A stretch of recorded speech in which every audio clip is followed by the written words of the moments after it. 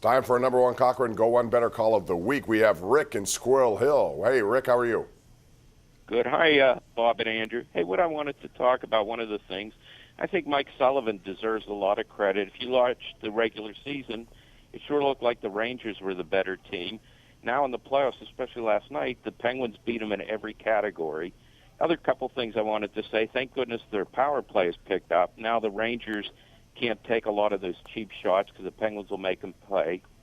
And the other thing, they don't get enough credit. I think they've been passing the puck really well, and nobody's mentioned that. I think they're really good at that. With regard so those to are Mike, things I wanted to talk about. Thank you very much, Rick. With regard to Mike Sullivan, I thought what he said or did, or whatever the result was from what happened after the second period in game number 3 here in Pittsburgh, when they had their worst period of hockey, gave up 3 goals, it looked like they were going to lose the lead, blow a big lead. They played, once they regained the lead, Andrew, as fundamentally sound hockey as they can play. And that's what I expected when they had a 4-1 lead in that game, and they didn't do it until they were up 5-4.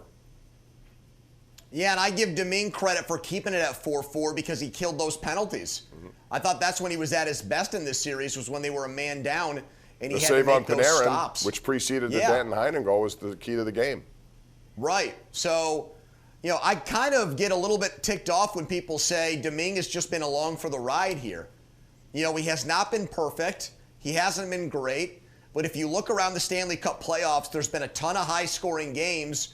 And look at Vasilevsky again tonight, Bob. Yep. Are any of these goaltenders, let me ask you this question. Are any goalies really standing on their head and winning a series for their team? There's not one guy that's sticking out to me that way in the first round. Yeah, Vasilevsky gave up 2 in 28 seconds tonight. Toronto took a series lead as a result. Right.